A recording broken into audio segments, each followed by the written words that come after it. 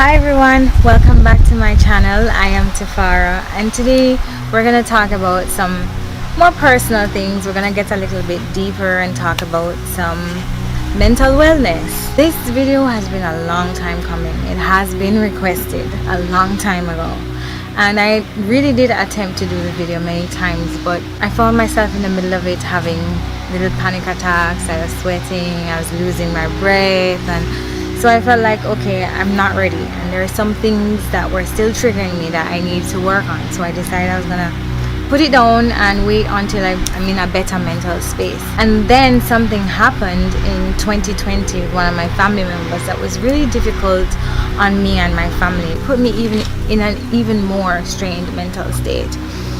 And I won't get deep into that. That's a story for my family member to share when they're ready to do that, and hopefully it does happen, because I think it will be very helpful to a lot of people who are having or have had experiences like that, to know how to move past it, how to get over it, how to heal from it. So I'll be sharing my experience. Well, not really my experience, I won't go deep into that. You know what triggered my depression, my time where I went into a really dark space. I was having really sinister thoughts, and so I had to come up out of that.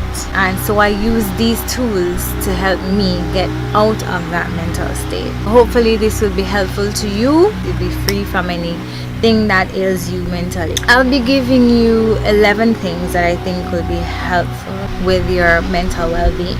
The first thing is going to be hypnosis or self-hypnosis, or you can go see a therapist who can help you with hypnosis as well. But I like to self-medicate, so I don't have a problem doing self-hypnosis. Basically what you're gonna do is brainwash yourself. You are going to go into your mental space and plant ideas, similar to Inception, which is one of my favorite movies. You go into your mind space and you plant new ideas. You take out old ones, the ones that aren't serving you, and you put in what you want. One of the ways that you can do this is during the theta brainwave state, which is just before you fall asleep. So you'll have something playing, or an affirmations, or a speaker, or something that you want to be, something that you want to do, something that you want to feel, something that you want to hear, whatever it is that's going to help you come out of a dark space and into a lighter space. So that's one of the ways that you can use self-hypnosis. So I'm going to give you the other 10 things that are going to be habits, how to help you create more healthy habits that's going to help you with your mental well-being. Again, this is about mental discipline. It's about creating new habits, manipulating your subconscious, and changing things within you that have been programmed, have been planted ever since birth. The mind is just like the body. You have to exercise it. You have to do work to get it to where you want to be. One of the best ways to do it is through repetition, through habits. So the first thing, number one, is that you declutter your space. This has to do with your home, whatever space it is that you occupy, as well as your space online. At home, clean up your room, clean up your kitchen, get rid of old stuff. Get rid of anything that's not serving you mentally, anything that reminds you of anything that triggers you in any way. Clean them out and get them out of your space. Minimalists, they kind of have a better life. They don't have clutter. They don't have too many things focused on, too many things to worry about. So as much as you can have a clear space, less things, get rid of all of the things that you really don't need. We don't need half of the things that we keep in our spaces. We don't need them. Let them go. Release them. Learn to detach from things. The next thing, which is major to me, is to declutter your social media space. Now, all of the things that you follow, we follow a lot of the shade rooms and all of these gossip sites, just a lot of negativity, anything that, those people who are living those fake lifestyles that, that's not real, make you feel like you're less than because you're not living those lives. Unfollow that. Whenever I see anything on my social media that makes me uncomfortable in any way, that just doesn't come off very authentic to me, I unfollow. I don't want to see it. I follow people who inspire me realistically. I follow anything with nature. I follow people who are into herbs. I follow people who are into healing in any type of way. When I go through my social media feed, it's positivity all the time, everything. It's either something that I'm going to laugh about or something that is going to feed me mentally.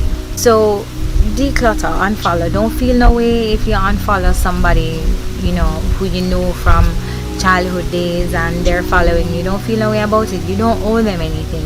It's all about your mental space and what you see, because majority of us wake up in the morning and the first thing we do is scroll.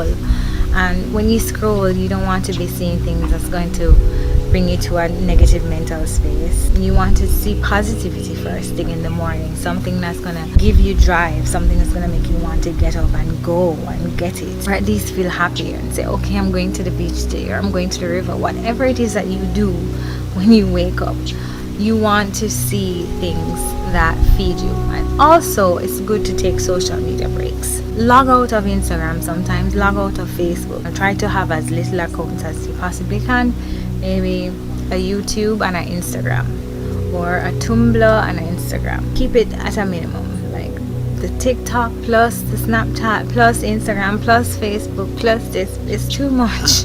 It's overwhelming and you're crowding your mental space, and these things are programming you and you don't know, and you don't have a choice in how it's programming you or what it's programming you with. So you have to be mindful of the things that you pay attention to. Number 2 is to change your diet, and this is major. A lot of us don't understand how our diet affects us mentally. You are what you eat. If you're eating garbage, you're gonna feel like garbage. You're going to act like garbage. Get up in the morning, drink a gallon, a half gallon, a liter of water, then have some fruits, have some vegetables, have some juice, have some sea moss. Anything that's going to feed you, gonna feed your nervous system. Anything that's going to assist your digestive system as well, because truth be told, a lot of people with mental illnesses are just full of and they need to detox. They need things that's going to remove all of the junk that's stuck inside there, all of the junk that we eat that's stuck in our gut. And our gut is our second brain. We talk about gut feelings because it comes from here. It's one of the main things I do when I'm feeling off. If I'm feeling off in any type of way, I think, okay, what am I eating? What am I consuming? Is my diet balanced? Even though I'm vegan, even though I eat plant-based, there can be times when I just eat too much of one thing and there's no balance in my diet. And so that throws me off for sure.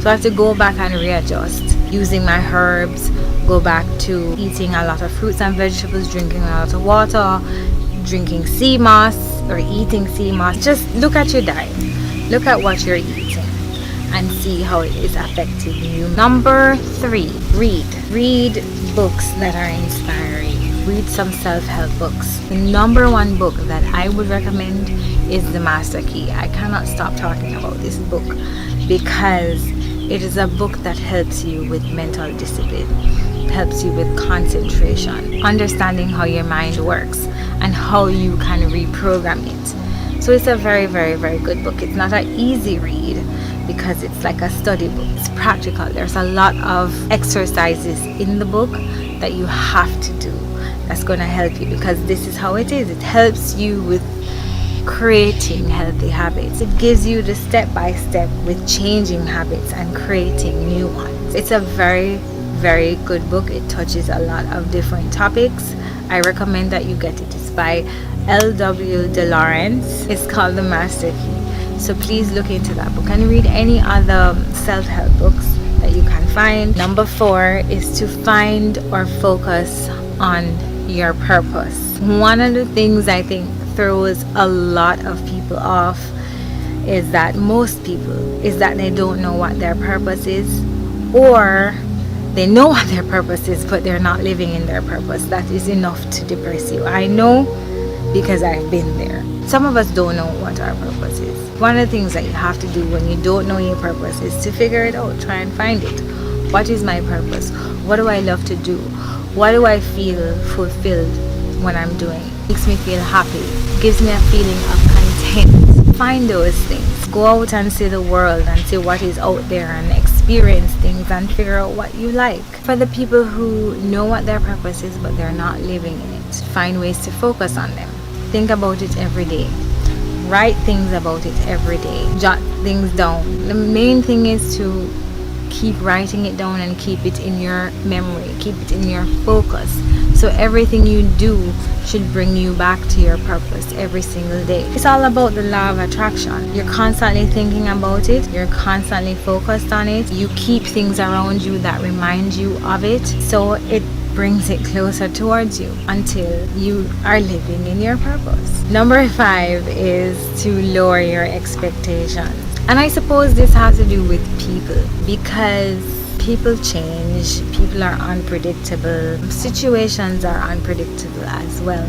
So try to have an open mind about everything. Some things will change, situations will change, your purpose may change. Just be open to change. That's it. It's not really about lowering your expectations necessarily. So when change comes, you're not thrown off by it too much. Number 6, get a journal and start writing. Write out everything that you are feeling. Start in the morning with some goals, start with some affirmations, write some things down, whatever it is that you're feeling, some goals that you have for the day, write them down.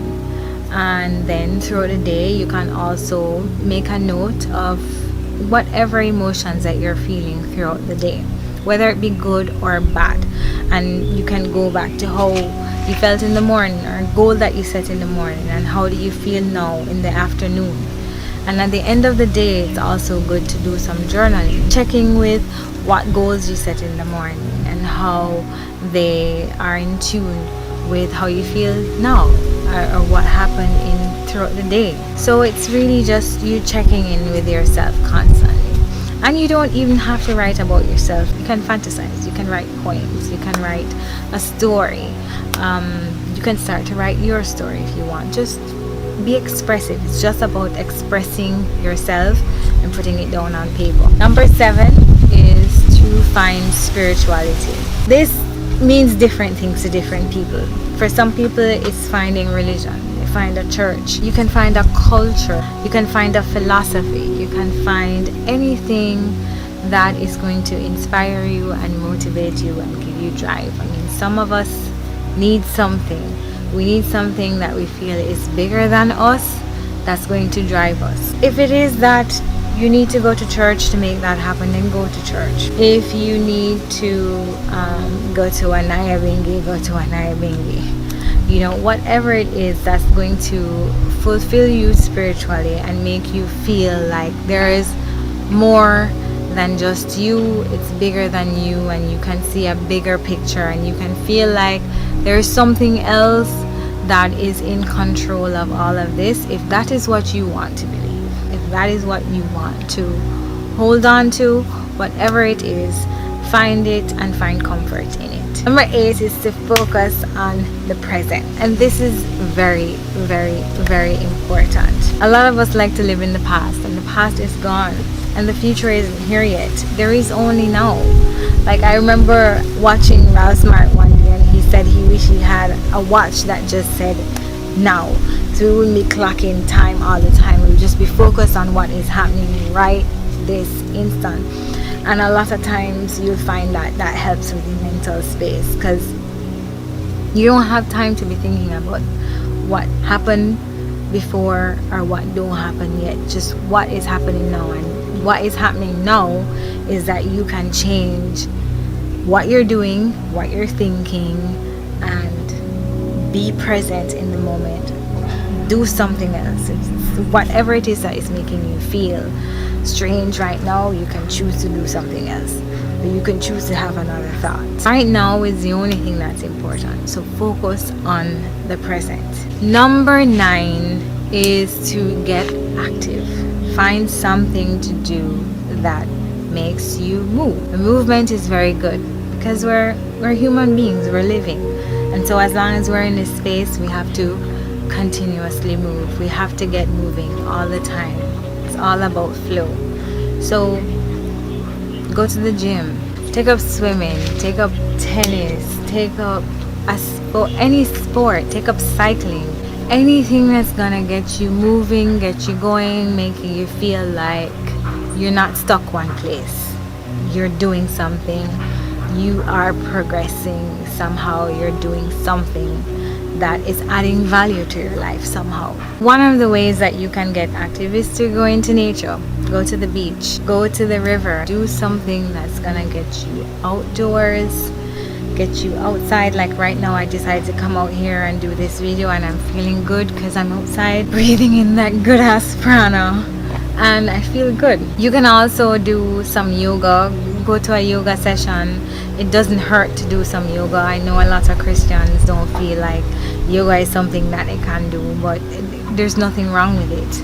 It's not gonna take you into some deep dark space or whatever. It's really just gonna teach you about how to bend and flow and flex with life. So when life throws different things at you, you know how to sight them like the matrix and flow, because life is about flow. It's up and down, it's ups and downs. So you know how to move when it's down, and when it's up, you know how to handle the up as well. And meditation is also good, and yoga teaches you about meditation as well. So number 10, and this is the final thing, learn and know, study your triggers. Know what your triggers are. You have to write them down. Each time you're triggered by something, make a note of it. Know what they are and understand how they make you feel, right? Knowing what they are is important, so you can identify when you're being triggered. How does it make you feel? Write it down. The next thing that you're gonna do is change how it makes you feel. So each time you're triggered by whatever it is, you know the trigger, you know when it's happening, you can acknowledge it. So the next thing is to adjust the way you respond to your triggers. So each time you're triggered, you're changing, constantly changing your response, till eventually you're not as triggered as you used to be. So that's it. Those are 11 ways that you can come out of a depressive state, a negative mental state. You can reprogram your mind and kick depression's ass. I hope this video is helpful to you. If you have any questions, please leave them down below. Don't forget to subscribe, right? You guys can go ahead and check out my website as well, tropicanaturals.com. I have lots of really nice products on there that make you feel good. Sorry, they just make you feel awesome, especially the soaps.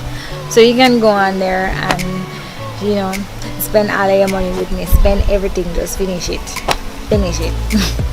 All right, so you guys take care of yourselves. Until next time, later.